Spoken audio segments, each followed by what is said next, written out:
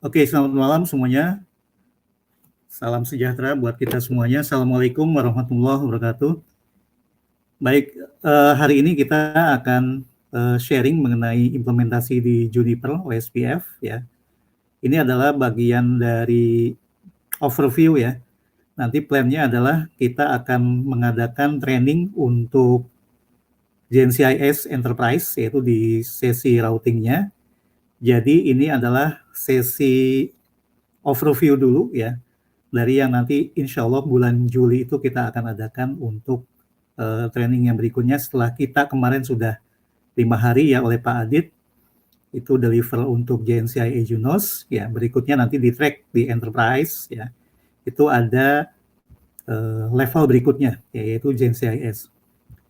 Oke, terima kasih untuk rekan-rekan yang sudah bergabung malam hari ini ya. Semoga masih tetap semangat ya. Karena sengaja saya malam hari ini karena biasanya lebih tenang. Jadi kita mungkin bisa ambil minum dulu, silakan bisa ambil kopi dulu. Kita santai aja ya. Oke. Oke ya. Ini adalah sharing yang kedua. Kemarin saya pernah sharing di pekan lalu itu untuk persiapan menggunakan Olive ya, di mana saya menggunakan cara yang sederhana bagaimana kita mempersiapkan lab kita menggunakan Olive Junos, hanya satu image yang nanti di load di virtualisasi VMware Workstation. Kita hanya menggunakan satu image saja, kemudian menggunakan beberapa logical system. Ya, kemarin yang masih ingat mungkin ada 3 logical system yang sudah kita buat ya. Kemudian kita juga ada lab sederhana untuk static routing dan juga OSPF ya. Nah, ini akan kita gunakan juga. Jadi sebagai kelanjutannya nanti, saya harapkan untuk yang hari ini, malam ini ya, teman-teman juga udah tahu bagaimana caranya mempersiapkan lab menggunakan logical system. Mungkin rekan-rekan yang lain yang akan menggunakan GNS3 ya atau ifng silakan aja. Nanti tinggal disesuaikan topologinya ya. Ada di slide yang akan saya presentasikan malam hari ini. Oke ya. Bagi rekan-rekan yang pernah ikut training dari Indo Networker Community ya di hari ketiga itu Pak Adit sudah menyampaikan mengenai routing protokol OSPF ya. Itu silakan rekan-rekan melihat kembali, mereview kembali ya di hari ketiga untuk JNCIA Junos ya. Masuk ke YouTube channelnya, silakan di review kembali ya. Jadi harapannya nanti ketika mengikuti yang ini kita tinggal hanya mereview aja yang belum pernah disampaikan mungkin ya. Oke, jadi objektif hari ini itu penjelasan mengenai bagaimana OSPF ini bekerja ya, kemudian penjelasan mengenai fungsi dari designated router ya, kemudian list dan deskripsi mengenai area dan tipe area OSPF ya. Kemudian yang terakhir adalah bagaimana kita mulai implementasi ya, konfigurasi, kemudian monitoring dan troubleshooting OSPF. Oke, kita mulai nanti dengan overview OSPF ya, kemudian ini mengingat kembali ya bagaimana caranya si OSPF ketika pertama kali 2 buah router ya akan membentuk adjacency ya, neighborship, apa yang perlu diperhatikan ya. Kemudian juga mengenai scalability OSPF ya, kita tahu bahwa OSPF ini adalah routing protokol yang sifatnya hierarki ya. Kita bisa melakukan penghematan resource ya dengan cara misalkan kita memperkecil atau mereduksi propagasi dari link set advertisement. Nah, ini juga pernah dijelaskan ya di training yang kemarin di hari ketiga. Kemudian konfigurasi dan monitoring OSPF, dan yang terakhir adalah kita lihat ya bagaimana cara troubleshooting OSPF ya secara basic ya. Oke, ya jadi kalau kita perhatikan ya, OSPF ini adalah routing protokol yang merupakan standar, ya. Jadi setiap vendor, ya, vendor router khususnya sudah pasti nanti untuk ya routing protokolnya, ya, itu juga bisa support untuk OSPF. Katakanlah nggak harus Juniper ya, bisa Cisco, ya, MikroTik dan lain sebagainya. Nah, OSPF ini masuk dalam kategori link state, ya, IGP, ya, yang berjalan pada satu buah autonomous system. Jadi internal gateway protocol, ya. Selain ada OSPF, ada lagi misalkan routing protocol, intermediate system to intermediate system, ini masuk juga dalam kategori link state, namun penggunaannya ya biasanya IS ini digunakan untuk level service provider. Sedangkan OSPF ya, ini biasanya banyak digunakan di level enterprise ya. Nah, kemudian kalau misalkan teman-teman mau melihat secara detail ya, bagaimana sih OSPF ini ya, penjelasannya seperti apa, itu bisa langsung dibuka ya linknya di RFC nomor 2328 ya, di sana dijelaskan mulai dari historinya, kemudian sampai dengan OSPF bekerja dan juga sampai dengan troubleshooting-nya. Ya, ini penting ya, biar nanti kita punya gambaran ya yang cukup detail seperti apa sih OSPF tersebut bekerja ya. Nah, kemudian kalau kita lihat di sini ada 2 buah autonomous system number. Jadi autonomous system number ini adalah sekelompok router yang berada dalam satu buah administrasi ya yang sama, itu yang disebut dengan autonomous system. Ya. Misalkan kita di cloud nomor AS-nya 64588 ya. Bisa saja nanti di dalamnya itu adalah sekumpulan ya dari router-router yang menjalankan routing protokol yang sama, misalkan OSPF. Atau juga bisa nanti banyak router tapi nanti routing protokolnya berbeda. Ada OSPF, ya kemudian juga ada RIP dan routing protokol yang lainnya. Nah, semua itu adalah masuk dalam administrasi sistem yang sama atau berada dalam autonomous system number yang sama. Oke, ya. Kemudian bagaimana caranya si OSPF tersebut ya ketika dalam satu buah administrasi sistem number supaya misalkan dia mau komunikasi dengan autonomous system number yang lainnya. Ya, katakanlah di sini mau terhubung dengan salah satu service provider ya. Nah, maka nanti prosesnya adalah link yang terhubung antara router edge di autonomous system number 64588 itu harus ya menjalankan protokol yang sama. Nah, di sana nanti link tersebut akan ya mengirimkan dan juga menerima link state advertisement ya. Jadi link state advertisement ini berisikan database yang nanti harus ya dikirimkan ya ke setiap router yang sudah menjalankan atau yang sepakat menjalankan OSPF. Ya, jadi masing-masing LSA ini nanti akan membentuk satu buah database ya di setiap router OSPF.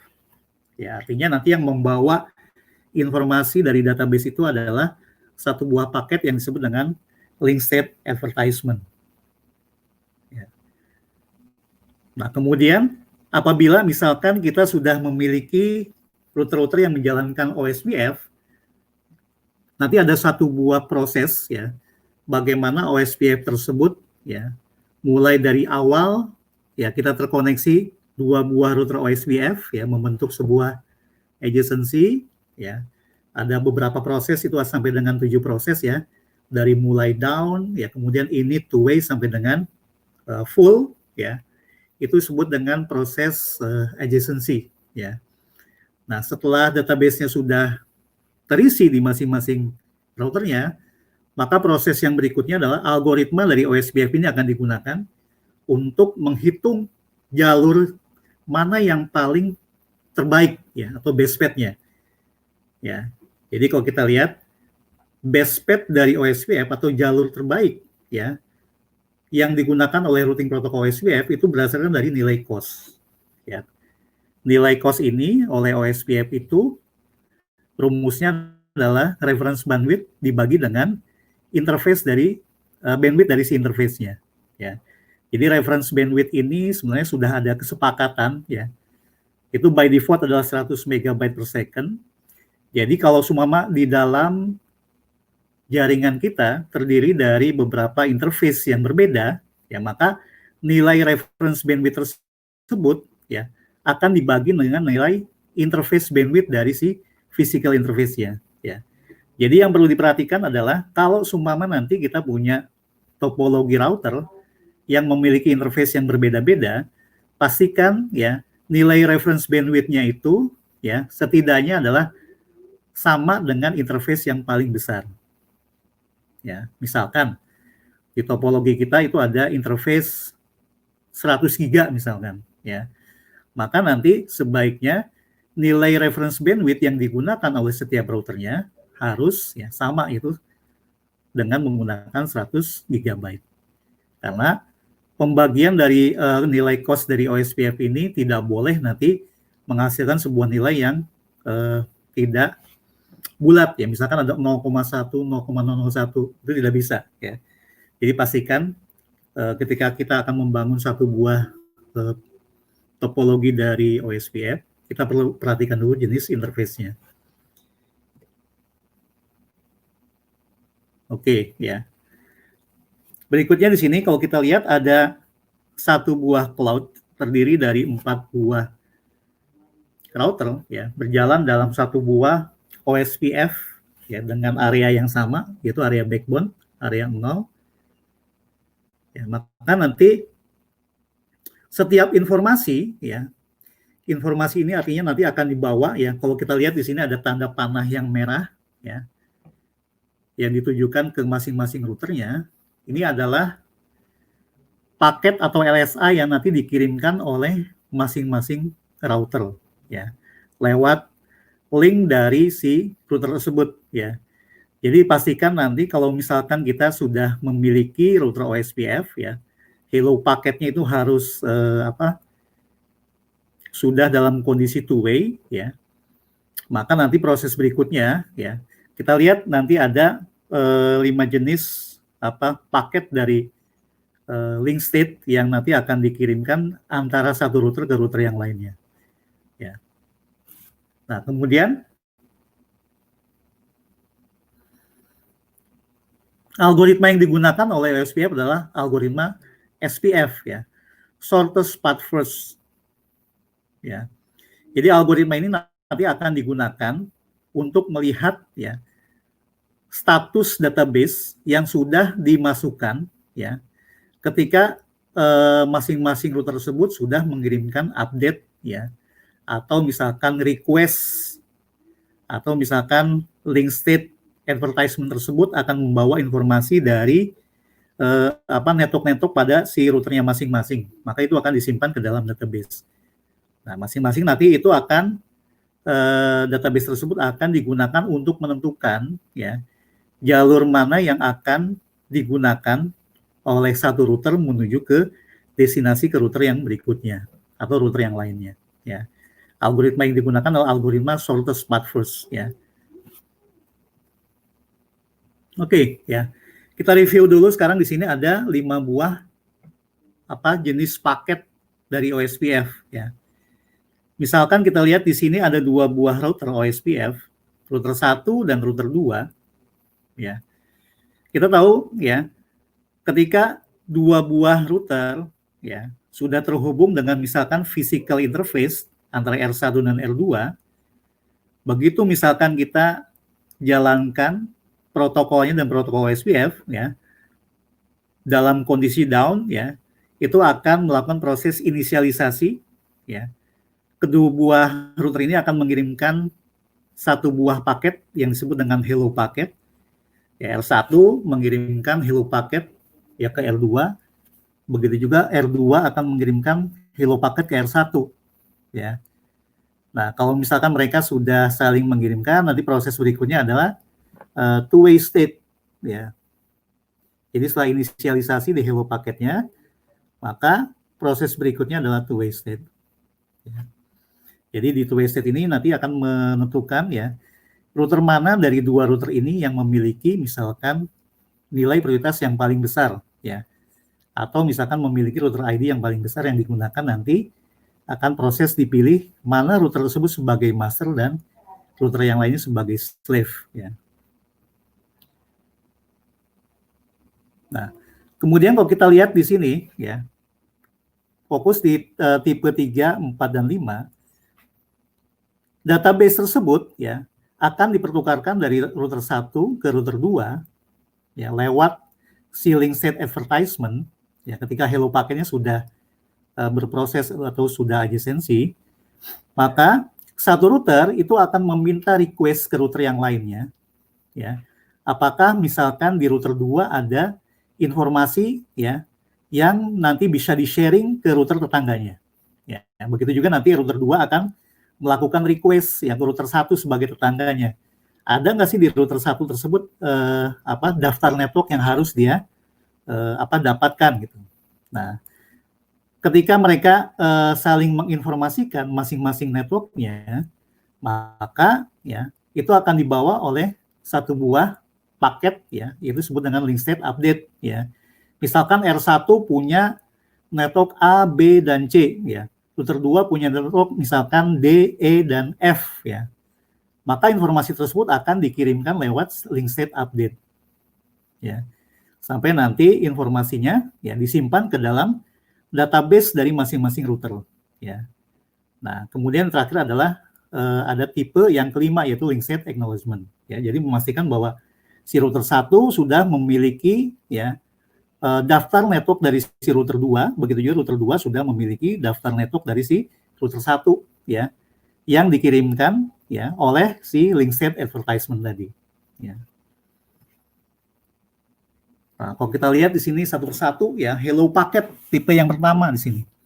Ya, jadi kalau kita lihat OSPF ini berjalan dalam jenis komunikasi multi case, ya. Jadi hello packet ini wajib dikirimkan ketika misalkan dua buah router, ya. Ketika linknya sudah sama-sama terhubung fisikalnya, kita mau menjalankan dua router ini menggunakan routing protokol OSPF, maka hello packet tersebut akan melakukan proses relationship, ya, atau neighbor relationship. Nah, hello packet ini akan dikirimkan ke alamat multicast-nya, yaitu alamat 224.0.0.5. Ya, itu semua router, ya. Itu akan mengirimkan ke alamat grup multicast. Sorry, bukan alamat grup, alamat multicast, ya. 224.0.0.5. Ya. Informasi apa yang dikirimkan? Itu kalau kita lihat di sini, ya. Ada tanda yang asteris, ini adalah yang nantinya harus sama, ya. Harus sama yang berada di dalam OSPF header, ya, yang nanti akan dibawa oleh informasi dari hello packet, ya. Jadi yang dibawa oleh OSPF hello packet tersebut adalah network mask, kemudian hello interval, date interval, dan option ini itu harus match, ya. Match di sini adalah antara router 1 dan router 2 itu harus memiliki nilai yang sama, misalkan hello intervalnya, ya. Misalkan router 1 mengirimkan setiap 10 detik sekali, maka yang router yang berikutnya, router yang akan diajak sebagai relationship-nya, ya, nanti akan menjadi tetangganya, itu harus menggunakan interval yang sama juga, ya. Dan kedua router harus berada dalam satu buah network mask yang sama juga, ya. Kemudian ada lagi parameter-parameter yang lain juga yang berada di dalam OSPF header itu, ya, seperti informasi router priority, kemudian designated router, backup designated router, dan juga informasi dari neighbor-nya, ya. Jadi yang perlu diperhatikan adalah hello packet, ya, untuk bisa saling relationship antara dua buah router, maka yang ditandai dengan tanda bintang ini harus sama, ya, harus match, ya. Kalau yang ini tentunya kan ini berbeda, ya. Nah, ini bukan sebuah nilai yang harus sama. Oke, kemudian database description, ya. Jadi ini adalah paket yang nantinya akan ditukarkan, ya, dipertukarkan antara dua buah router untuk membentuk formasi adjacency, ya. Jadi ini akan menentukan, ya, proses nanti pertukaran antara database dari router 1 dengan router 2. Ya. Jadi nanti di masing-masing link state database tersebut akan berisikan OSPF header, ya. Kemudian juga ada sequential number dan juga LSA header, ya. Nah, informasi ini sebenarnya bisa kita lihat ya nanti di dalam proses misalkan ketika kita memverifikasi dari informasi database-nya. Ya. Oke, kemudian yang berikutnya, ya, kalau misalkan router 1 nih, ya tadi yang seperti disampaikan sebelumnya, misalkan kita di router 1 katakanlah punya network A, B, dan C, ya. Router 2 misalkan ada network D, E, dan F, ya. Tentunya karena routing protokol ini adalah routing protokol yang sifatnya dynamic, ya, maka setiap network yang berada dari router 1 dan router 2 itu akan dibawa oleh si link state advertisement-nya, ya. Jadi informasinya disimpan di dalam database, kemudian nanti akan dibawa oleh si LSA tersebut ke router tetangganya. Ya, tapi masing-masing dari router 1 dan router 2 ini harus dulu melakukan proses request, ya meminta dulu, ya. Saya mau minta router 2 punya network apa. Kemudian router 2 juga pengen meminta nanti R1 punya network apa saja, ya. Nah, setelah itu maka dari masing-masing router tersebut akan mengirimkan update-nya, ya. Nah, kemudian nanti sampai prosesnya akan melakukan proses pemberitahuan bahwa R1 dan R2 ini sudah saling full state, ya. Link state acknowledgement. Oke. Nah, tadi yang update ya. Yang sebelumnya adalah request ya. Nah, untuk update di sini ya, proses pengirimannya ya tadi menggunakan multicast dengan alamat 224.0.0.5 ya, itu setiap router akan mengirimkan ya LSA-nya itu ke alamat multicast yang sama ya, yaitu ke setiap router 224.0.0.5 ya. Kalau misalkan router OSPF kita berjalan di dalam satu buah network yang segmentasinya sama atau katakanlah broadcast network, maka nanti harus ya ada satu buah router yang dipilih sebagai designated router. Nah, ini juga memiliki alamat multicast yang lain, yaitu 224.0.0.6. Ya. Isinya apa dari CDR tersebut? Ya, tentunya adalah informasi dari header OSPF-nya, kemudian jumlah dari advertisement-nya, ya, dan juga informasi dari LSA-nya.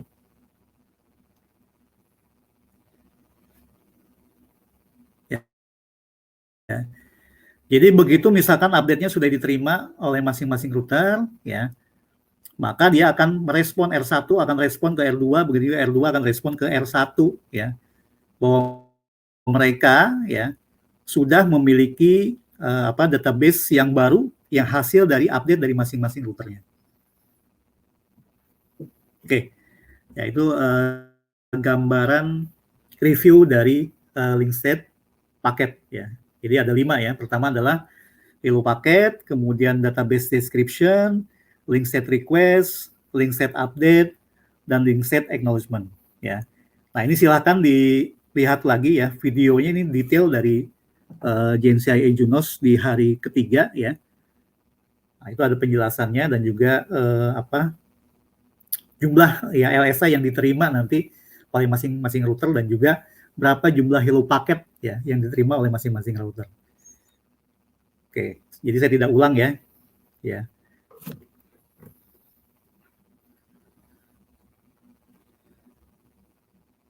Nah, jadi seperti ini ya. Ini gambarannya misalkan kita mau melakukan proses adjacency dari dua buah router tadi, ya R1 dan R2. Katakanlah R1 misalkan terhubung dengan router yang lain, ada router 3 dan router 5. Ya, router 2 juga terhubung ke router 4 dan router 6. Atau katakanlah si router 1 dan router 2 ini sudah punya informasi networknya, ya. Ini akan disimpan ke dalam database-nya. Jadi, begitu misalkan R1 dan R2, ya, ini terhubung secara fisikal, link-nya, ya, kemudian sama-sama nanti kita jalankan protokol OSPF-nya di area yang sama, ya. Nah, kondisi pertama kan ini pasti dalam kondisi down, ya. Berikutnya, ya, hello paket akan dikirimkan dari R1 ke R2, kemudian dari R2 ke R1, ya. Nah, proses ini sampai dengan nanti two-way state, ya. Hello paket dari R1 kirimkan ke R2, R2 dikirimkan ke R1, ya sudah sama-sama menerima hello paket, ya, dengan interval waktunya yang sama, maka prosesnya akan menjadi two-way, ya. Berikutnya di extract. Di extract ini proses ya menentukan mana router yang terpilih sebagai master dan sebagai slave, ya. Jadi nanti dilihat dari router priority-nya atau dari router ID-nya, ya. Jadi router priority yang paling besar, ya, itu akan terpilih sebagai master, sedangkan yang lainnya terpilih sebagai slave. Tapi kalau misalkan router priority-nya sama, ya, by default itu nilainya 128 di Juniper, maka kalau misalkan sama dari sisi router priority-nya, maka si OSPF routernya itu akan melihat dari router ID-nya. Ya. Kalau ada router ID yang memiliki IP yang paling besar, maka dia terpilih sebagai master. Ya. Syaratnya kalau misalkan prioritasnya sama, priority dari si routernya sama. Oke, proses di sini ya extract sampai dengan exchange ini adalah proses nanti mulai nanti melakukan proses pengiriman database deskripsi dari masing-masing routernya, ya. Nah, nanti ada proses link state request, ya, link state update, ya, sampai dengan acknowledgement ketika nanti si routernya sudah melakukan proses loading, ya, antara router 1 dan router 2 sampai nanti ya kedua router tersebut ya sama-sama memiliki informasi database yang lengkap, ya, yang sudah dilakukan proses pertukaran dari database-nya, ya. Jadi pastikan nanti kalau misalkan OSPF neighbor kita dalam kondisi yang full, ya, statusnya, ya. Jadi ada 7 ya, mulai dari down, init, two-way, ya, kemudian extract, exchange, loading, dan full.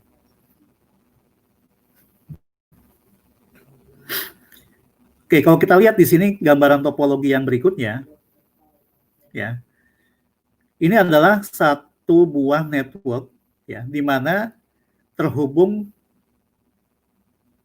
ke 5 buah router OSPF. Ya, katakanlah ini adalah broadcast network, ya. Broadcast media, misalkan kita punya satu buah switch misalkan, atau 5 router ini terhubung dengan network segmentasi yang sama, ya. Maka ya kalau kondisinya seperti ini, maka ya proses propagasi atau pengiriman LSA dari satu router ke router yang lainnya itu akan menjadi full mesh, ya. Jadi akan sibuk, ya. R1 kirim ke R2 ke R3, ya. Jadi semuanya akan dikirimkan link set acknowledgement, ya. Link set advertisement. Nah, kalau seperti ini, ya, kalau misalkan kita memiliki jumlah router yang semakin besar, semakin banyak, ya, tentunya nanti akan mempengaruhi proses, ya. CPU prosesnya bisa lebih tinggi, memorinya misalkan jadi cepat habis misalkan. Nah, bagaimana caranya untuk melakukan proses optimasi, ya? Makanya nanti akan dipilih, ya. Ada satu router yang nanti dipilih sebagai designated router, dan router yang lainnya adalah backup designated router, ya. Nah, ini adalah router yang bertugas nanti mengumpulkan informasi dari link set, ya, advertisement dari setiap router yang lain, ya. Artinya router yang tidak terpilih menjadi DR dan BDR itu disebut dengan DR order, ya. Maksudnya adalah supaya nanti setiap router-router yang di bawah ini, DR order 1, 2, dan 3, itu tidak mengirimkan secara full mesh ke setiap routernya, router tetangganya. Tapi cukup dia akan menginformasikan ya informasi dari LSA-nya tersebut ke router DR. Ya. Nah, kemudian DR juga punya backup-nya nih, ya. Backup designated router. Maksudnya adalah kalau semua ada masalah dari DR-nya, maka si BDR ini akan berubah menjadi designated router. Ya. Nah, tentunya ini kalau misalkan seperti ini, ya mekanisme optimasinya sudah bisa dikatakan berjalan, ya. Karena nanti cukup satu kali dikirimkan ke CDR, ya.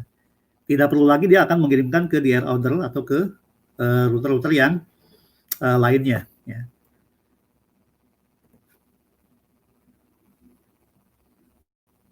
Oke, bisa juga ya sebenarnya kalau misalkan kita punya 2 buah router point to point, ya. Kita tinggal nanti pastikan ya tidak ada router yang lain yang terhubung ya lewat satu buah link kecuali 2 buah router. Katakanlah ada R1 dan R2 ya terhubung lewat interface-nya. Ya, tinggal kita nanti tambahkan dengan perintah ya di interface subunitnya dengan perintah interface type point to point. Ya. Nah, kalau misalkan ini sudah ditambahkan, tidak ada lagi mekanisme pemilihan DR dan BDR. Ya, sudah pasti nanti adjacency-nya akan menghasilkan full state. Ya, karena router yang dihubungi adalah router sebelahnya, tidak ada router yang lain. Ya. Jadi kalau kita lihat nanti di show OSPF interface-nya, statusnya itu adalah point to point. Ya. ID dari DR dan BDR-nya ini 0. Ya. Tidak berisikan informasi dari router ID dari si router neighbor-nya. Ya. Nah, kemudian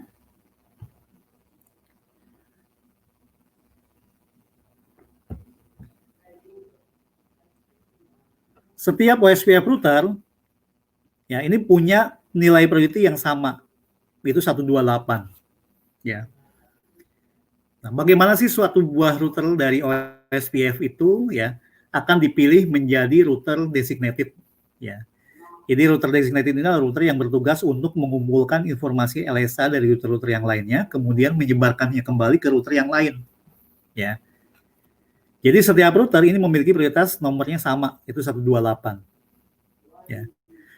Umpamanya misalkan dua buah router memiliki nilai priority yang sama, ya misalkan sama-sama 128, maka proses pemilihan itu akan melihat dari router ID yang paling besar di antara keduanya. Ini kalau kita lihat case-nya di sini adalah router yang di sebelah kiri prioritasnya adalah 255, ya. Yang sebelah kanan nilai prioritasnya 128. Ya, berarti kan sini sudah ada proses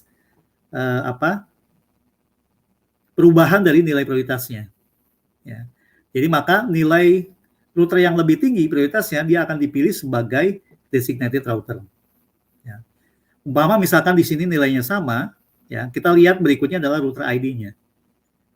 Kalau router ID-nya misalkan yang di sebelah kanan ini lebih besar, maka dia terpilih sebagai designated router.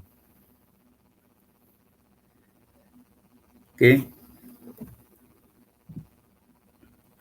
Oke, sekarang kalau kita lihat sekarang, ya, 5 buah router yang tadi yang berada dalam satu buah segmentasi network yang sama, ya, kita bisa lihat informasinya dari neighbor table-nya, ya.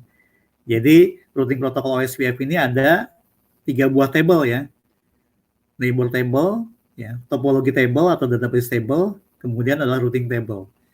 Kalau misalkan kita mau melihat informasi dari satu router ke router yang lainnya, ya, maka kita bisa lihat informasinya lewat si OSPF neighbor. Ya, pastikan nanti statusnya ya dalam kondisi adalah full.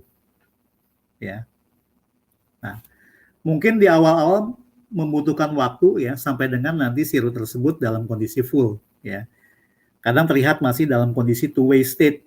Ya, kalau two-way state ini berarti prosesnya masih berjalan. Ya. Masih mulai melakukan proses pemilihan master dan slave-nya.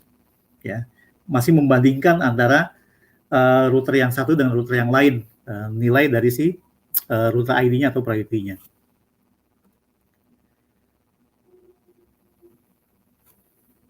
Oke. Nah, sekarang scalability-nya. Ya. Gambarannya adalah kalau seumpama kita memiliki network OSPF, ya. Pertama kali router OSPF, jaringan network OSPF, ya, harus dibangun di area backbone, area 0.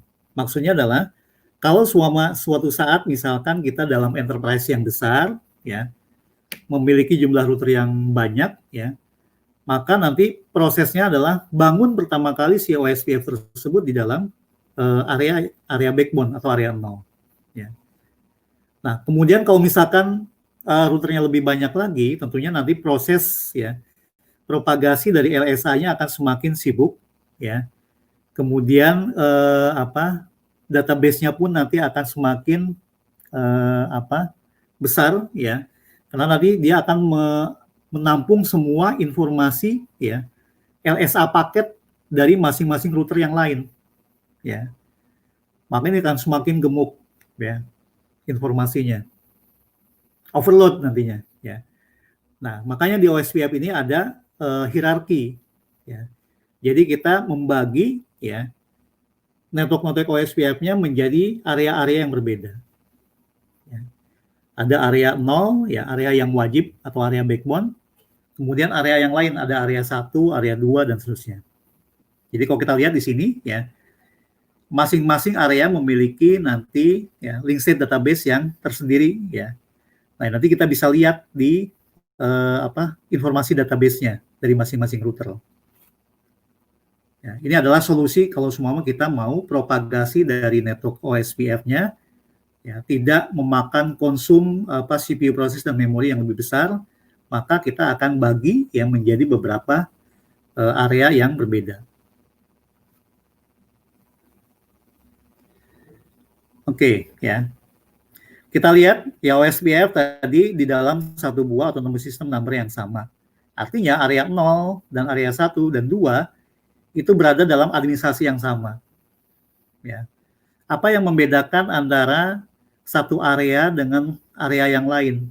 Ya. Jadi kalau di area 0, area backbone, ya, ketika database dari area 0 itu akan dikirimkan ke area 2 dan area 1, maka harus ada satu buah router, ya, yang berfungsi untuk melakukan proses summarisasi, ya.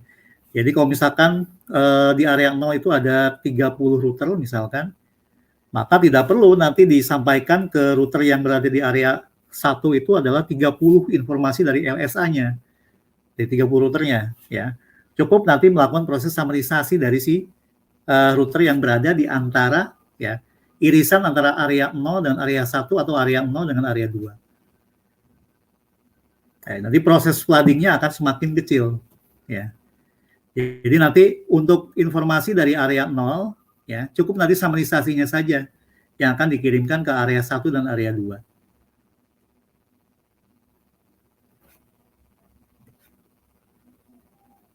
Oke. Router tersebut disebut dengan area border router, ya. Di mana interface-nya mandatory itu harus terhubung dengan area 0 atau area backbone. Ya, interface yang lainnya ke area yang lain, ya, misalkan area 1 maupun area 2.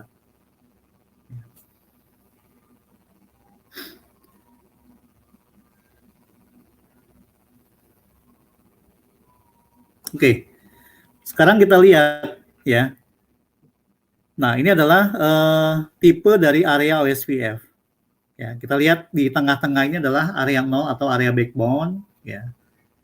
Nah, kemudian nanti ada area yang lain disebut dengan intra area OSPF, ya.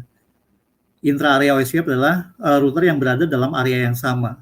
Kalau inter area, ya, ini adalah OSPF yang nanti informasi LSA-nya akan disummarisasikan oleh si area border router, ya. Jadi area border router adalah router yang nanti menginformasikan, ya, propagasi dari LSA-nya ke area yang selain backbone itu cukup dengan summarisasi.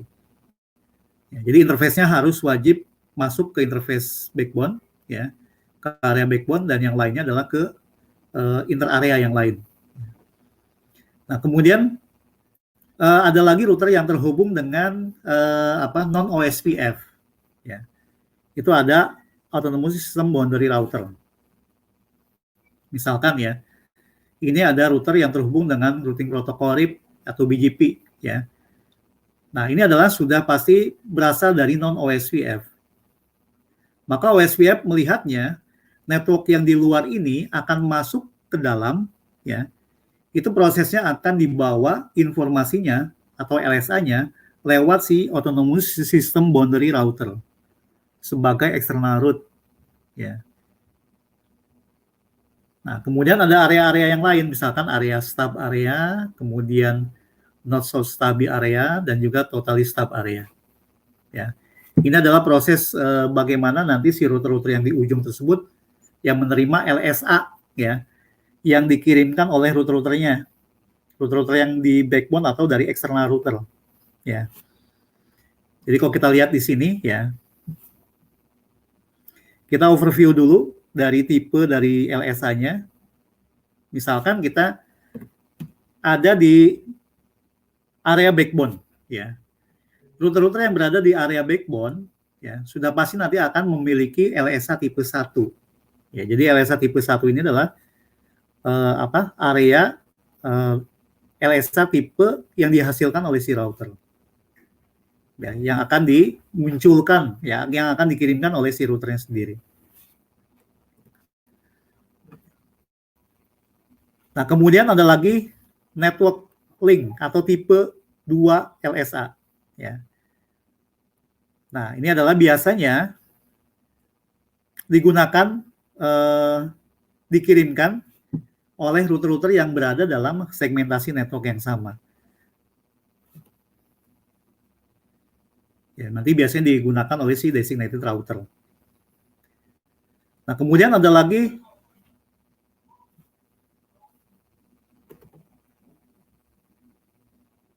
oke, sebentar.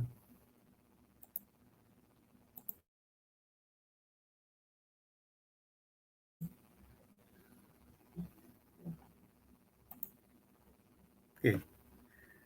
Tadi LSA tipe 1, ya, LSA dari si routernya sendiri. LSA tipe 2 adalah LSA di network, ya. Kemudian LSA tipe 3 dan LSA tipe 4 ini adalah disebut dengan summary, ya. Summary dari LSA. Jadi ada 2 tipe, ya. Nah, ini dihasilkan oleh si ABR, ya. Artinya kalau misalkan LSA tipe 3 itu adalah yang nanti akan disummarisasikan ke area yang lain, ya, misalkan dari area 0, ya, summarisasi dilakukan ke area 1, ya, maka nanti akan menggunakan LSA tipe 3. Kalau misalkan asal networknya berasal dari ASPR router, maka LSA yang digunakan adalah LSA tipe 4, ya, summarisasinya. Nah, kemudian ada lagi LSA tipe 5. LSA tipe 5 ini adalah LSA yang dikirimkan oleh si router ASBR. Asalnya oleh si ASBR, ya. Jadi begitu si ASBR ini menerima dia berkomunikasi dengan network non OSPF, ya, maka dia akan dikirimkan, ya, ke dalam routing protokol OSPF itu menggunakan LSA tipe 5. Ya. Jadi LSA tipe 5 ini adalah LSA yang berasal dari Autonomous System Boundary Router. Ya, tergantung nanti, ya, apakah nanti router-router yang di ujung itu disetting sebagai stub router, ya, atau not so stubby area atau totally stub area, ya. Nah, kemudian ada lagi LSA tipe 7, ya, not so stubby area. Jadi ada yang stub area dan totally stub area, not so stubby area atau area tipe 7, ya. Oke, jadi kalau kita lihat, ya, topologi area dari OSPF seperti ini, ya. Jadi ada area backbone, kemudian area border router, ya. Ini adalah router-router yang berada di irisan antara area backbone dengan area yang lain, misalkan area 1, area 2, dan seterusnya. Nah, kemudian ada lagi router yang nanti terhubung dengan OSPF, router OSPF yang terhubung dengan eksternal, ya, yang di luar OSPF, misalkan routing protokol RIP maupun BGP. Nah, jadi dia akan masuk, ya, lewat si Autonomous System Boundary Router, ya, menggunakan LSA tipe 5. Ya, kemudian misalkan masuk lagi dibawa oleh si ABR-nya, ya, ke dalam network yang area yang berbeda itu menjadi LSA tipe 4, ya. Kalau asalnya misalkan dari area backbone, maka summarisasi yang dikirimkan ke katakanlah di sini area 1, ya, maka LSA yang dikirimkan, ya, summarisasinya adalah LSA tipe 3. Ya, jadi kalau kita lihat di sini kembali lagi ya, harus di-review lagi di sini. Ya. Nah, informasi ini nanti akan kita dapatkan dari database-nya, ya. Apakah LSA tersebut adalah LSA tipe 1, tipe 2, 3, 4, 5, maupun 7, ya. Itu kita bisa lihat di OSPF database-nya. Oke, ya. Nanti teman-teman bisa mempersiapkan untuk topologi lab-nya. Seperti yang kemarin ya. Kemarin itu ada 3 buah logical system, LS1, LS2, dan LS3. Kemudian kita tambahkan lagi 1 buah logical system, LS4. Ya. Nah, kemudian antara LS1 dan LS3, ini kita menggunakan 2 buah link. Ya. Kita bisa lihat nanti proses load balance bisa terjadi dari LS1 dengan LS3 ya, lewat 2 buah interface ya. Nah, kemudian antara LS1 dan LS3 ini areanya area 0, area backbone ya. Nah, kemudian terhubung ke LS2. LS1 dan LS2 ini area 1. Ya, LS3 dengan LS4 ini area 2. Ya, jadi topologi yang digunakan adalah multi area OSPF.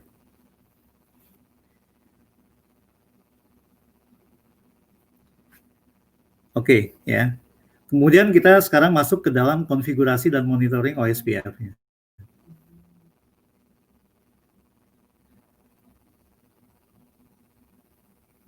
Oke, ya. Nah, ini gambaran konfigurasi OSPF-nya. Jadi OSPF ini dikonfigurasi berada di dalam hierarki protokol, ya. Kalau kita show ya di sini OSPF-nya, ya. Ini informasi yang berikutnya adalah pastikan nanti kita masukkan area ID-nya, ya, kemudian interface-nya, ya. Nah, itu kalau misalkan kita menggunakan OSPF untuk IP versi 4. Ya, kalau OSPF yang berjalan pada protokol IP versi 6, tinggal kita tambahkan OSPF 3 di sini. Ya. Nah, sintaks cara konfigurasinya sama. Ya. Oke, kemudian bagaimana menentukan router ID? Jadi, OSPF ini ketika dia melakukan proses adjacency, ya, tentunya nanti akan membawa informasi, ya, dari mana, ya,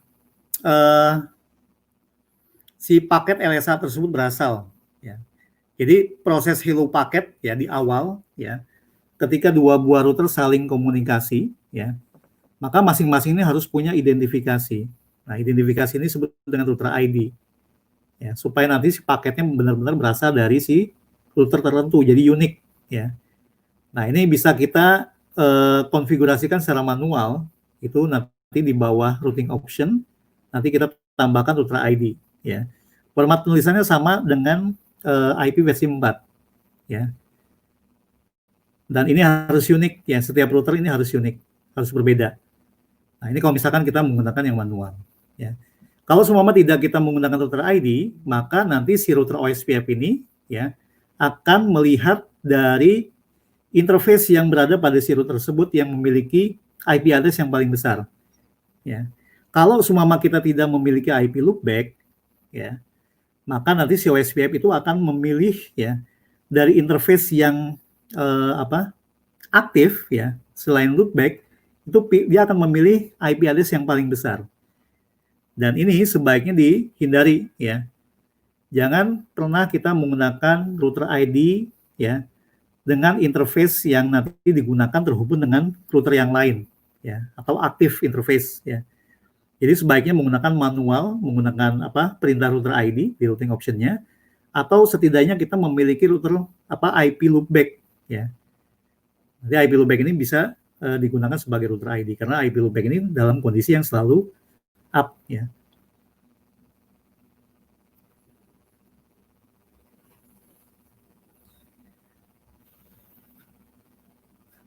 Oke, ya nanti pastikan nanti kita menjalankan OSPF-nya, ya, masing-masing si router OSPF-nya. Kalau misalkan kita tidak memiliki loopback, ya, maka proses berikutnya adalah dia akan memilih interface fisikalnya, ya.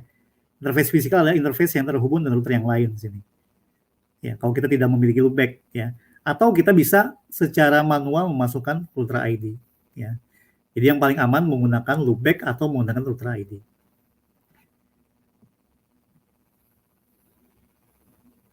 Oke, ya. Ini adalah gambaran konfigurasi routing protokol di area border router dan autonomous system boundary router, ya. Di R1, R2 dan R4, R3 dan R4.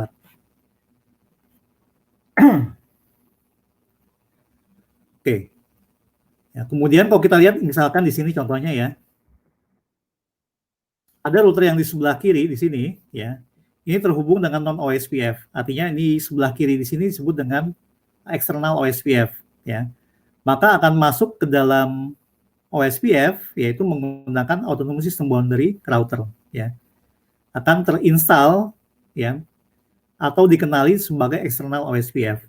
Nah, proses ini harus menggunakan proses redistribusi ya. Jadi misalkan asalnya dari non OSPF, kita harus buat dulu ya policy redistribusi. Ya misalkan dari network non OSPF akan nanti diinjek ke dalam routing protokol OSPF ya. Nantinya akan diterima sebagai external OSPF. Ya, jadi kita harus buat dulu ya satu buah policy ya, kemudian policy tersebut nanti akan kita masukkan sebagai eksternal dari network non OSPF ya. Nah, ini contohnya ya. Di bawah hierarki protokol OSPF nanti kita gunakan perintah export to OSPF. Ini adalah nama policy-nya ya. Jadi kita buat dulu policy yang di atas ya. Policy yang di atas tersebut nanti ya kondisinya adalah ya berasal dari satu buah filtering network ya. Nah, kemudian kondisinya akan diterima ya. Jadi policy ini adalah menerima satu buah network filter ya. Nanti akan dimasukkan ke dalam routing protokol OSPF. Ya, prosesnya akan diekspor ya ke dalam OSPF. Ya. Nah, kemudian bagaimana cara monitoring OSPF? Ya, pertama adalah kita lihat dulu neighbor table-nya. Ya. So OSPF neighbor. Ya, misalkan dari router 2 di sini. Ya. So OSPF neighbor. Ya, router 2 yang di sini. Ya. Terlihat bahwa informasinya adalah dari informasi dari network-nya. Ya. Kemudian interface-nya, interface lokalnya. Ya. Status dari si OSPF-nya. Kemudian router ID, ya, router ID dari si OSPF tetangganya, ya. Kemudian ini adalah nomor priority-nya, nomor priority dari si routernya. Kemudian ini adalah date interval, ya. Date interval ini akan counting down yang mulai dari 40, ya.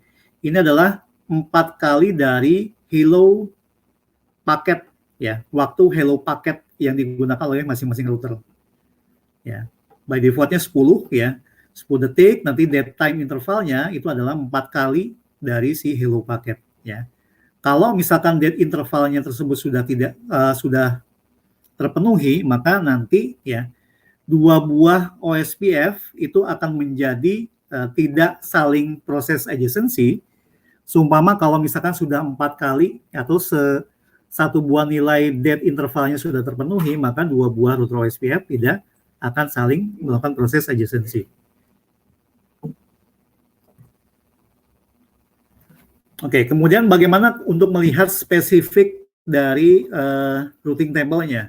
Ya, ini kita bisa menggunakan show route. Ya, kemudian kita masukkan alamat network destinasinya. Ya, kita pengen lihat di dalam routing table-nya ada nggak informasi dari network ini? Ya, misalkan hasil dari ekspor network eksternal dari si router 1 misalkan. Ya, yang policy yang tadi kita bisa cek di sini.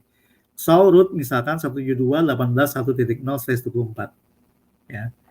Nah, tanda bahwa si network ini berasal dari eksternal OSPF kita bisa lihat ya di dalam routing table-nya di sini ya. Informasinya adalah OSPF-nya ini menggunakan root preference nomor 150 ya. Nah, 150 ini adalah nomor yang digunakan oleh eksternal OSPF. Ya. Nah, sedangkan yang internal OSPF ini menggunakan root preference-nya nomornya 10. Ya.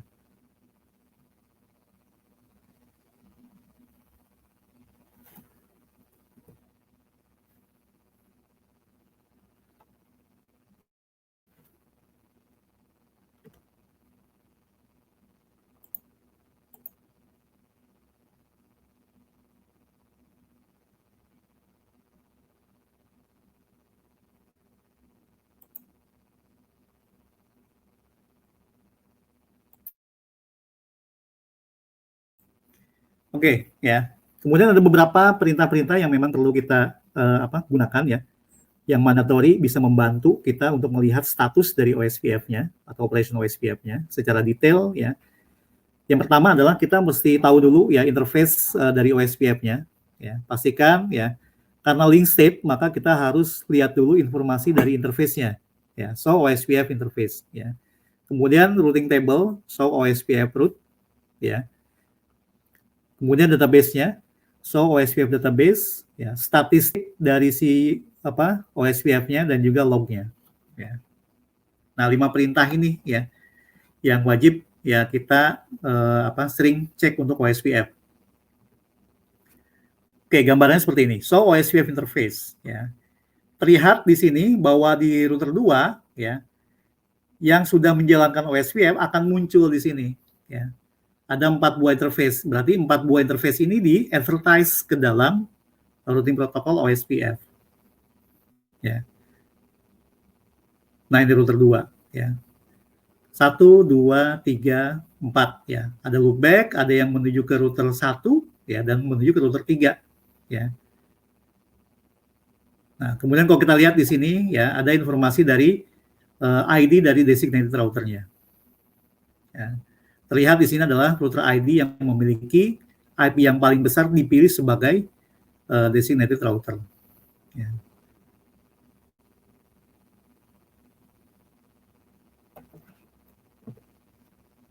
Kemudian routing table, ya. So OSPF route. Nah, kita lihat di sini ya. Nah, informasi yang didapatkan kita bisa lihat prefixnya, ya. Kemudian tipe dari OSPF-nya, apakah ada intra OSPF, ya. OSPF yang berasal dari area yang sama, ya. Kemudian ada OSPF yang networknya berasal dari network yang berbeda areanya, inter area OSPF, ya. Nah, kemudian ini adalah tipe LSA-nya yang di sini, ya. Kemudian ini adalah nilai metrik atau cost-nya, ya. Next hop-nya atau interface dari si router tetangganya, ya. Next hop interface dan ada next hop IP address, ya. Kemudian database-nya. So OSPF database. Ya, misalkan kita lihat di router 2 ya ada OSPF database dari area backbone area 0 ya. Nah, kita lihat di sini ada tipe di sini adalah informasi dari tipe LSA-nya. LSA tipe 1, ya LSA tipe 2, LSA tipe 3 dan LSA tipe 4 sini. Ya. Nah, karena si router 2 sebagai area border router, maka dia akan menginformasikan juga database dari area yang lain. Ya. Nah, sedangkan yang di sini adalah informasi dari router tetangganya, neighbor-nya. Ya.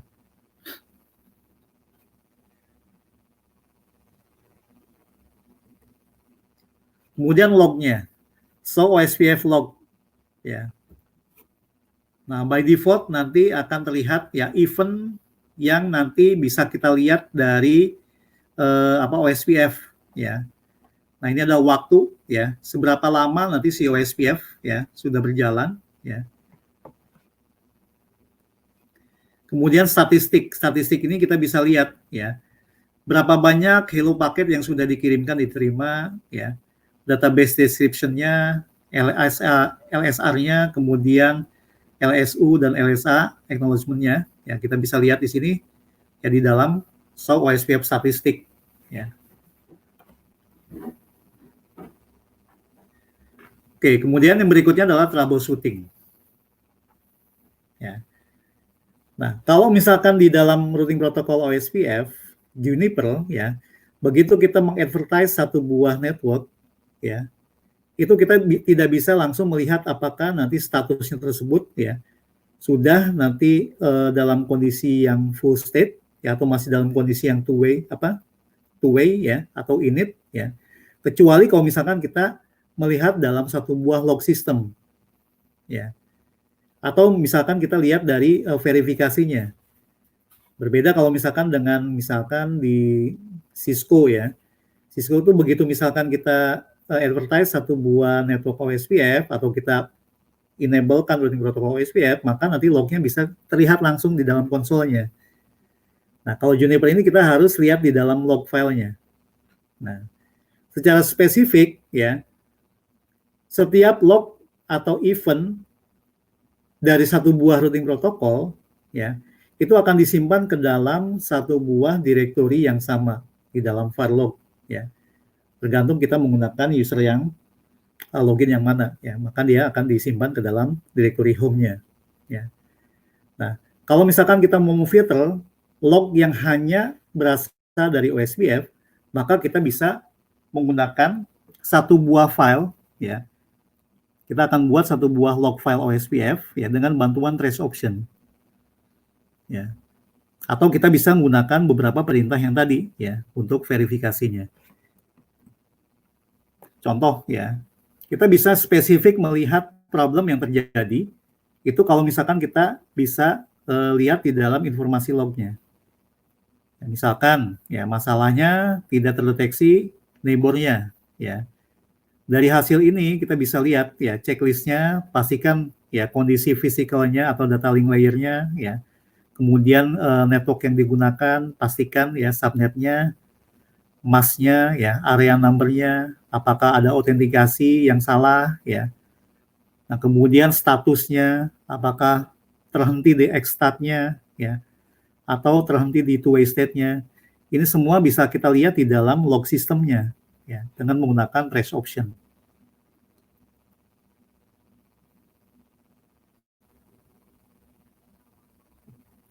Oke, kita lihat, ya. Menggunakan trace option itu berada di protokol di dalam hierarki protokol, ya. Di edit protokol, kita bisa cek show OSPF. Nah, kita lihat di sini ada trace option. Nah, trace option ini nanti nama filenya adalah trace OSPF, ya. Jadi log sistemnya akan disimpan dalam satu buah file namanya trace OSPF. Ini namanya silakan boleh apa saja, ya. Nah, kemudian flag. Flag ini adalah informasi apa yang akan disimpan ke dalam file ini, ya. Nah, kita bisa tentukan, tidak mesti semuanya, flag all misalkan. Kalau flag all berarti nanti akan disimpan keseluruhan log system dari si OSPF. Kita misalkan spesifik saja yang terdiri dari event yang error dan event yang normal. Ya, proses OSPF yang normal dan proses OSPF yang terjadi error, ya. Ini kita bisa spesifik dilihat di dalam satu buah file, ya. Trace OSPF, ya. Oke, ini harus kita konfigurasikan di masing-masing router. Oke, ya, kemudian verifikasinya kita gunakan perintah show log. Show log, kemudian panggil nama file OSPF yang tadi, ya. Nah, kita bisa lihat di sini, ya, dia akan menampilkan informasi log sistemnya, ya. Tergantung dari sisi flag yang digunakan tadi, ya. Nah, kita bisa lihat, ya, di sini ada area mismatch. Nah, ya. Informasi ini akan diterima ke dalam file trace OSPF, ya, karena kita menggunakan perintah flag error detail, ya. Nah, ini akan diinformasikan ke dalam satu buah file trace OSPF. Oke, misalkan informasinya kita mau melihat dari neighborship-nya, ya. Nah, di sini statusnya adalah X-stat.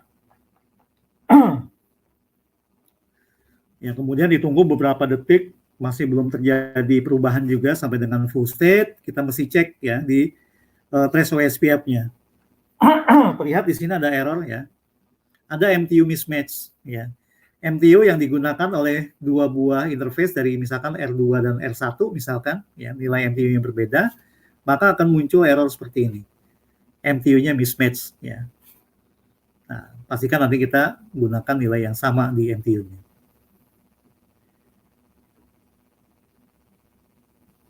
Oke, kemudian informasi dari hello paket ya.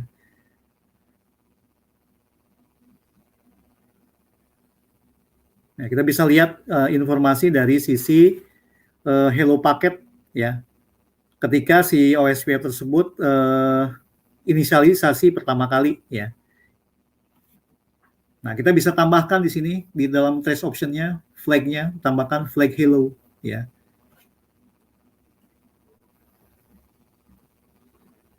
Oke, kemudian berikutnya adalah show OSPF statistik ya. Nah, kita lihat di sini berapa banyak yang error di sini ya. Berapa banyak MTU yang mismatch. Ya, kemudian berapa banyak hello paket yang diterima tapi error ya. Berapa banyak hello yang bermasalah ya. Jadi kita bisa lihat di show OSPF statistik ya. Kemudian kalau misalkan kita mau menghapus statistiknya bisa menggunakan perintah clear OSPF statistik.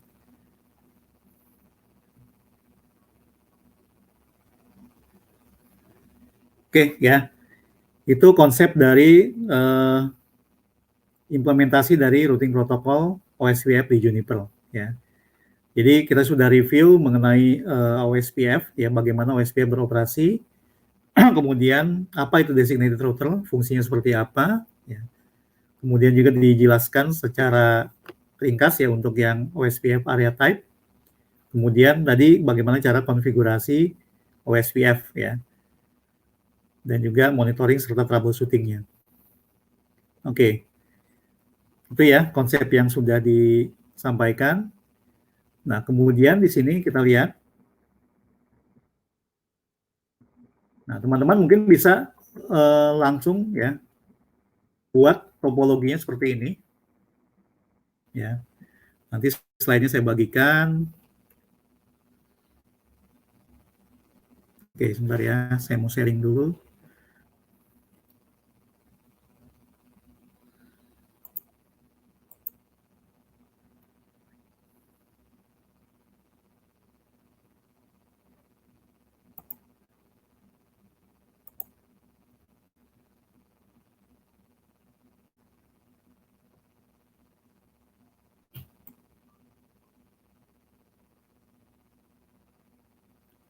Oke, di sini sudah banyak pertanyaan ya. Nih Pak Adit lumayan nih sibuk nih menjawab. Oke, ya. Kita lihat lab dulu ya. Sebentar.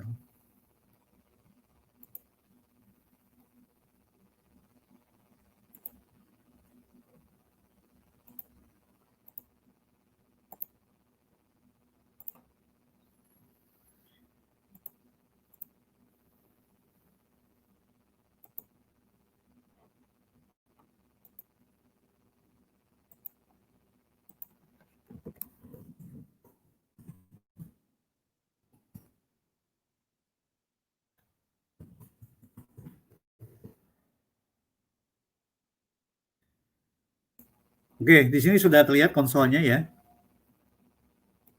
Oke, topologinya tadi sudah di-show juga.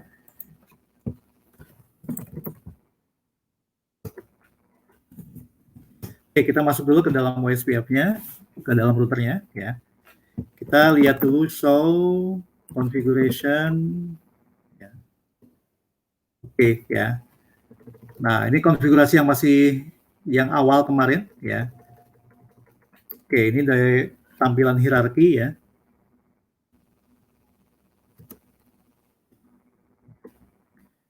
Oke, kalau rekan-rekan tidak terbiasa dengan tampilan hierarki ini ya, bisa kita cek dengan show configuration display set ya. Kemudian nomor ya. Nah, di sini oke, karena saya menggunakan logical system ada 4 router ya. Nah, kemarin sudah disampaikan juga ya, masing-masing logical system memiliki user yang berbeda-beda ya. Nah, kemudian ya.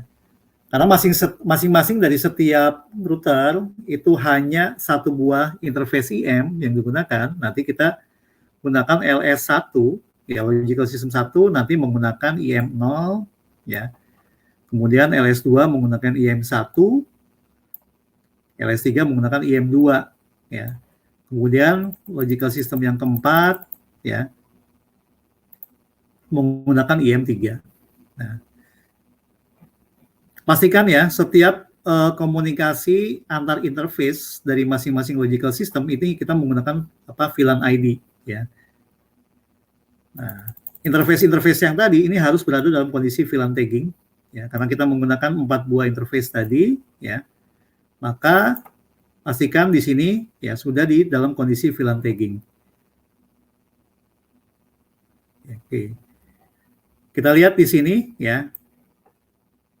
LS1 terhubung dengan LS2. Ya, tadi topologinya terlihat. Sebentar ya, saya sharing lagi.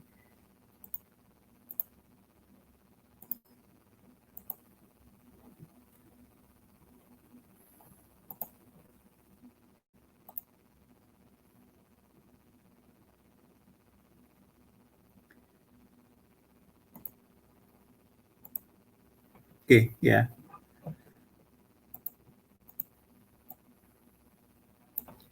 LS1 ya. IM 013, IM 031, ada loopback 01, kemudian IM 0.12 ya. Pastikan nanti ya informasi dari logicalnya ini ya itu ya kita harus samakan informasi VLAN ID-nya ya. Jadi konfigurasi VLAN ID antara LS1 dan LS2 ini adalah menggunakan VLAN ID 12 ya. Ini berarti kita gunakan logical unit ujung-ujungnya sebagai VLAN ID ya. Nah, kemudian ya ada router yang baru di sini antara LS3 dan LS4 ya. Ini menggunakan VLAN ID 34 ya. Nah, kemudian LS1 dan LS3 ini adalah area 0, area backbone ya. Nah, kemudian LS1 dan LS2 ini menggunakan area 001 atau area 1 ya. Dan LS3 dan LS4 ini menggunakan area 0002 ya atau area 2. Ya. Oke. Nah, kita lihat di sini konfigurasinya seperti apa. Seperti yang kemarin pertemuan sharing mengenai logical system, kita sudah pernah buat juga untuk konfigurasi OSPF ya, single area OSPF ya.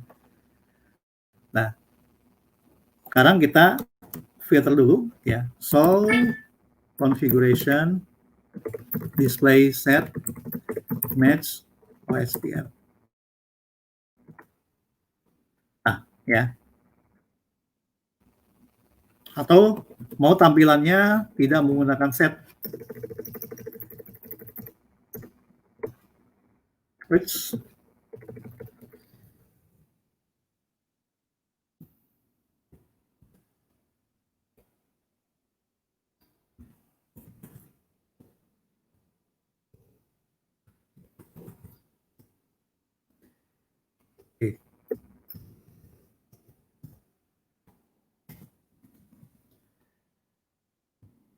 kita lihat ya, di sini ada blok-bloknya. Ini LS2, ya interface-nya IM1, ya. LS2 ini yang di ujung, ya. LS2 ini yang di ujung, ya. Jadi IM112 dan IM, sorry ini nggak masuk ya, dengan loopback 02, ya. Nah, sini, ya. Kemudian protokol OSPF-nya, nah. Di area 1 di sini, di LS2, itu adalah untuk IM112 dan loopback 0.2. Ya. Kalau mau lebih cepat, tampilannya seperti ini.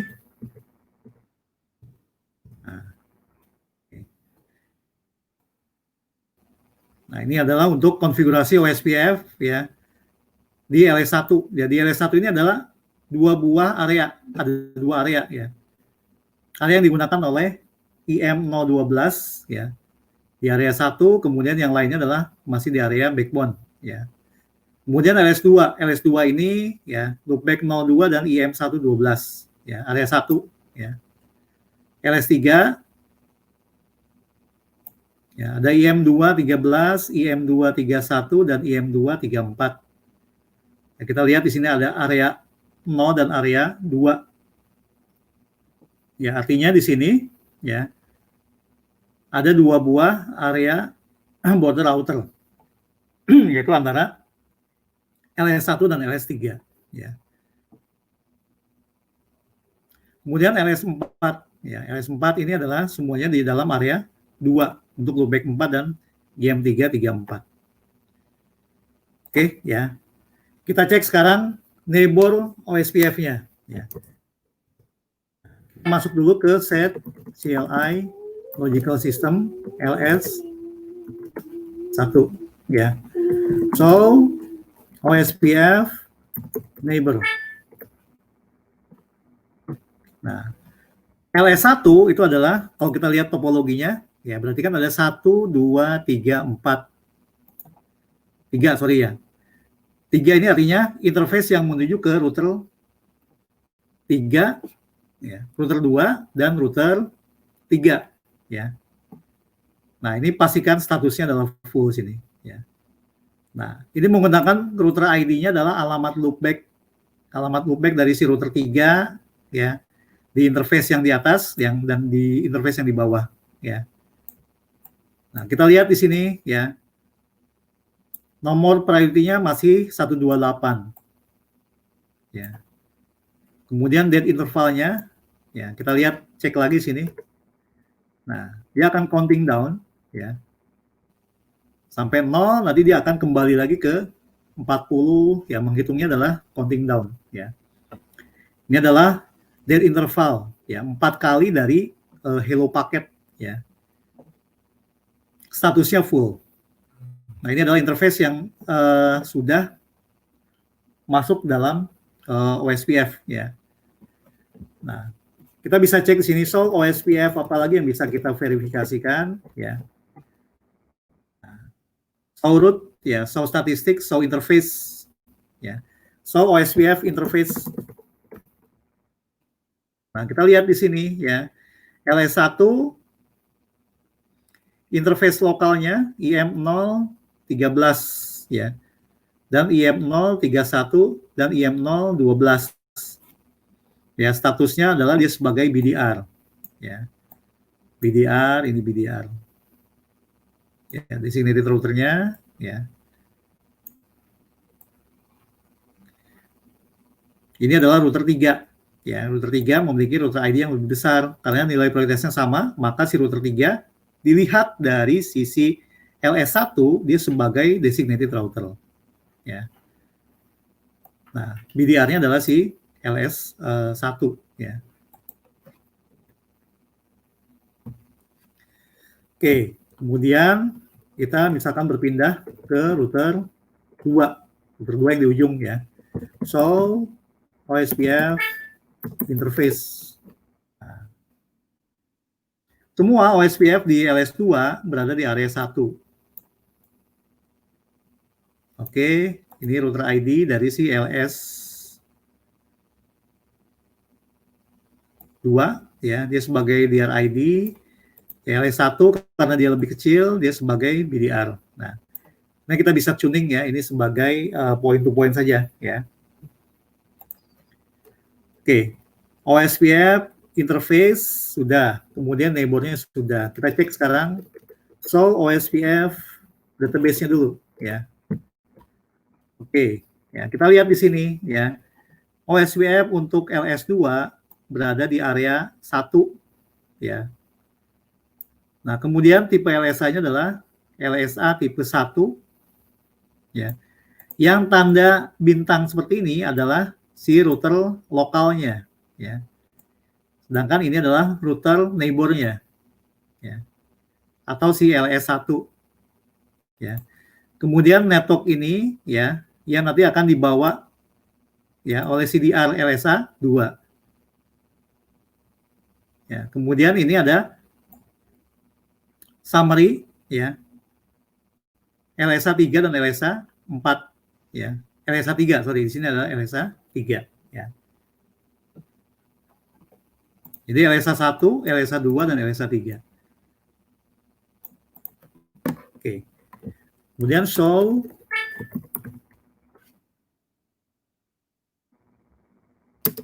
OSPF root, ya. Nah, kita lihat prefixnya, ya. Sudah ada nih alamat loopback, ya. Ini tipenya adalah intra area, ya. Karena dia adalah sebagai diinformasikan lewat si area border router, ya. Nah, kemudian kalau kita lihat di sini network 444, ya. Ini adalah dari si area 4, ya. Jenisnya adalah inter area, ya. Jadi masuk prefixnya dikenali di dalam routing table dari si LS2 itu sebagai inter area OSPF, ya. Oke, sekarang kita masuk ke ujung, ya. LS 4 sudah pasti ya nanti. Show OSPF root. Nah, dia bisa lihat juga dari informasi dari network di LS2, ya, loopback-nya sini.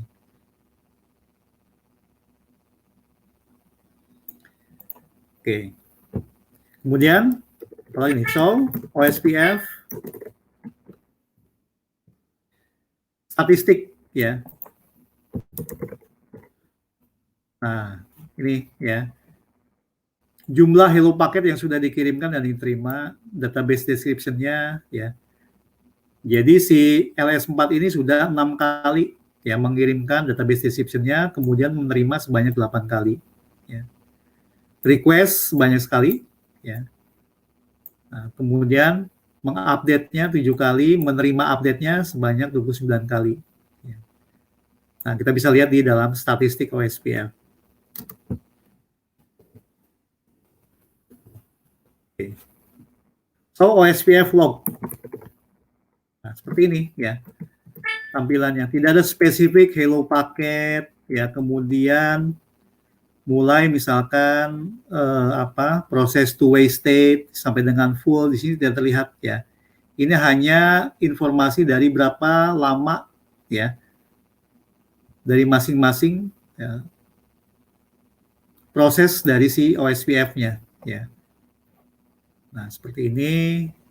Nah, berarti kan kita harus menggunakan trace option ya untuk monitoring, ya. Misalkan kita masuk sini configure set, ya, kemudian nah kita lihat sini set protokol OSPF, ya. Set protokol OSPF. Nah, trace option.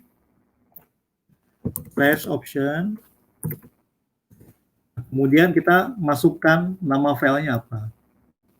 Ya. File misalkan trace OSPF. Oke, enter. Kemudian informasi apa yang nanti akan kita lihat sebagai log system dari si OSPF-nya. Kita masukkan flag-nya. Banyak ya flag-nya. Kalau misalkan mau menerima keseluruhan, kita bisa masukkan all. Ya. Flag hello misalkan. Kemudian detail. Apalagi nih, kita masukkan event, detail, sama error detail.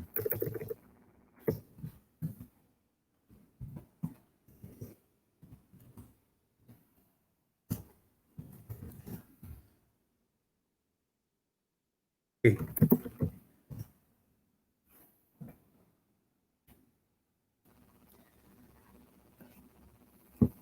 All log, kemudian ya trace OSPF. Nah, ya.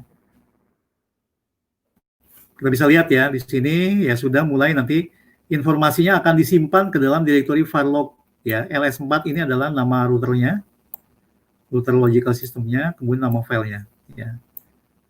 Oke, hello paketnya sudah dikirimkan ya dari LS4 ke LS3 ya. Nah, ini adalah alamat multicast yang digunakan ya. Oke, kemudian ya kita bisa lihat proses pemilihan DR dan BDR-nya.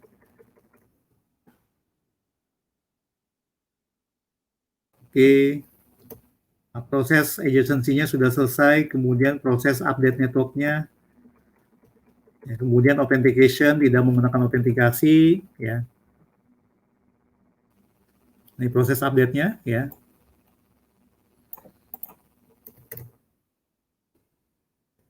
Oke.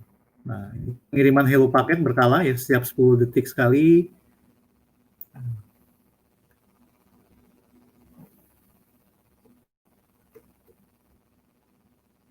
Oke, ya.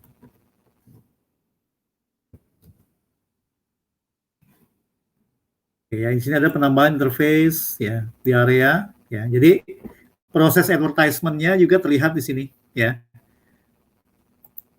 Nah, kemudian statusnya bahwa si interface tersebut sudah up ya. Ada proses neighbor change-nya ya. Nah, kemudian nah ini pengiriman hello paket lagi ya.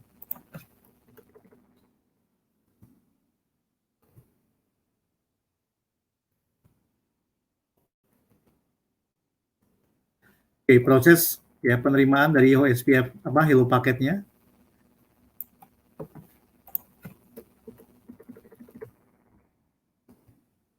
Oke, ya.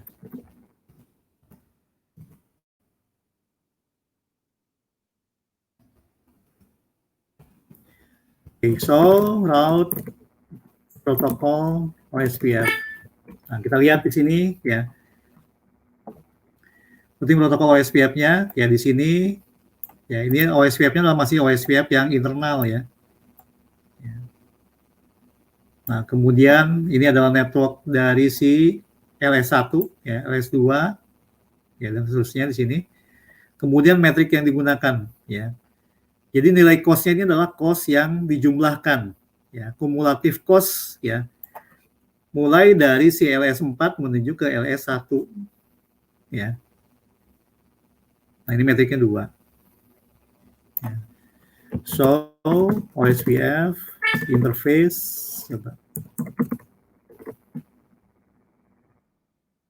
Kita lihat dulu brief ya, brief. Kemudian detail. Nah, yang kita bisa lihat di sini, selain dari informasi dari OSPF neighbor-nya, kita bisa lihat ya proses yang masing-masing dari informasi dari detail interface-nya. Ya. Nah, tipenya adalah local area network, ya address-nya yang digunakan, ya masking sistemnya, MTU-nya, ya kita bisa lihat di sini MTU-nya. Nah ini nilai cost-nya, ya. Karena dibaca dia sebagai interface, ya 100 mega, ya by default di sini, maka nilai cost-nya adalah cost-nya 1, ya.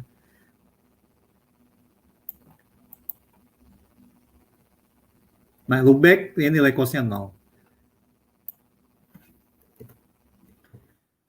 Kita lihat ekstensif ya, ekstensif. Mirip ya. Coba lagi sini.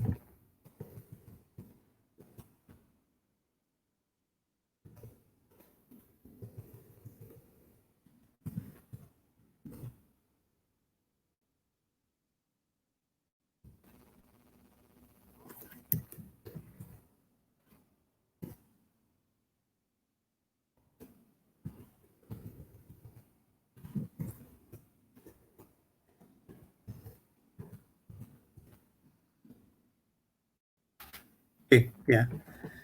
Ekstensif, ya di neighbor-nya kita bisa lihat ya informasi dari BDR-nya, ya proses adjacency-nya sudah berapa lama, ya up-nya, status up antara si LS4 ya dengan LS3 di proses adjacency-nya. Kita lihat ini terus bertambah waktunya ya. Oke, apalagi nih? So OSPF log tadi yang tadi ya. Ini kita bisa lihat show OSPF test, show OSPF log.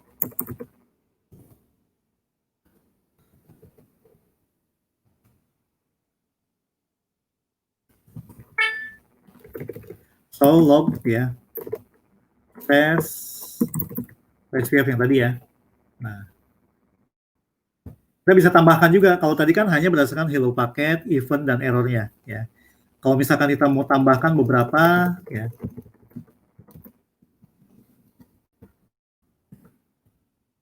Configure, set, protokol, OSPF, test option. Nah, jadi dua perintah ini yang penting ya. Flag ini adalah untuk parameter apa yang nanti dikirimkan yang bisa kita lihat ke dalam lognya ya. Informasinya nanti akan disimpan ke dalam file si OSPF lognya ya. Oke ya. Sekarang kita coba tes ping ya. Run ping. Oke, karena kita posisinya berada di ls4 ya.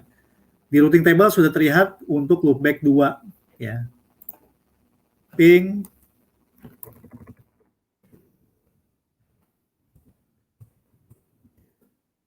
Oke ya. So root protocol run show root protocol OSPF. Ya. Kemudian 33 ya. Run ping 33.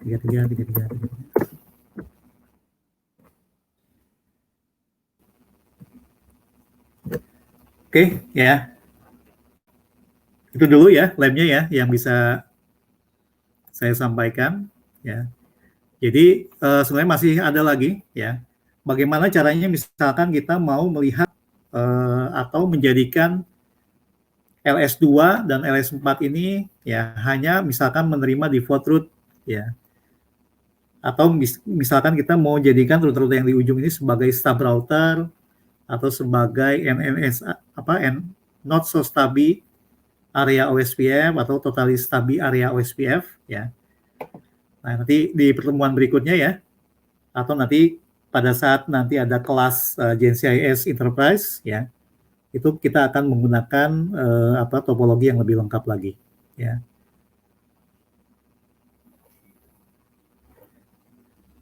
Oke ya, itu yang bisa saya sampaikan ya. Sampai sini kita lihat dulu ya, ada pertanyaan kan?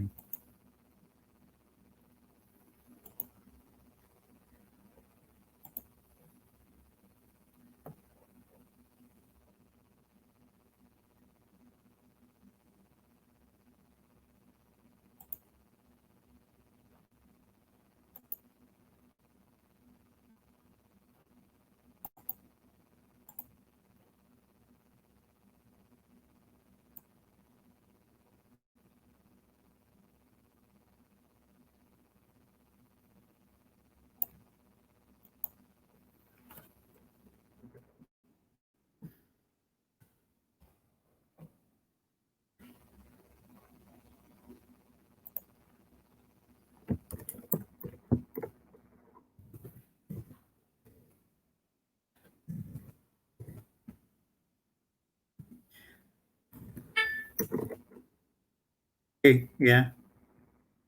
Tanya tadi OSPF perlu di-clear nggak? Nggak perlu ya. Karena OSPF tersebut tadi dilihat lognya disimpan ke dalam satu buah file. Ya, kita bisa tentukan tadi nama filenya. Ya.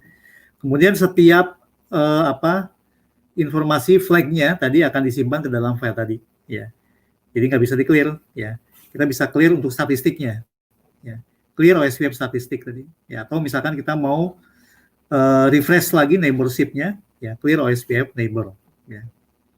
Atau database entry-nya bisa kita clearkan, ya, clear OSPF database.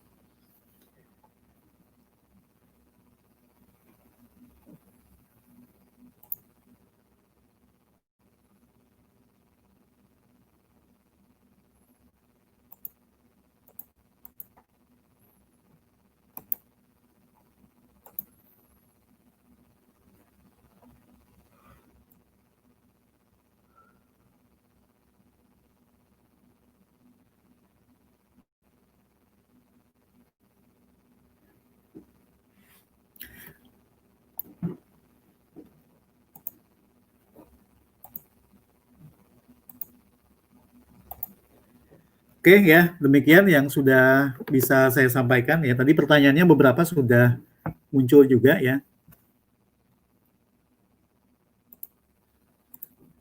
Sebagian sudah dijawab sama Pak Adit ya. Nah, ini ada juga menanyakan mengenai di Urban BDR ya.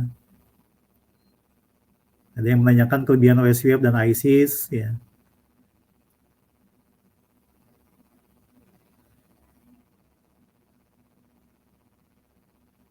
Oke, ini juga ada teman-teman yang membantu ya menjawab. Oke. Oke. Baik ya. Jadi mungkin untuk sesi OSPF ya untuk hari ini saya rasa cukup ya. Ini sebagai gambaran nanti ketika akan diadakan kelas untuk GNCIS Enterprise ya. Jadi yang disampaikan mungkin tidak komplit ya. Nanti insya Allah untuk lebih detailnya akan ada kelas lagi yang diinformasikan nanti insya Allah bulan Juli ya. Kita akan open class GNCIS Enterprise ya. Oke, demikian teman-teman yang bisa saya sampaikan. Ya, terima kasih untuk kehadirannya ya untuk malam ini. Oke, nanti kita bisa lanjut ya. Bisa lanjut mungkin dengan Telegram atau biasanya dari Mas Jeki ya.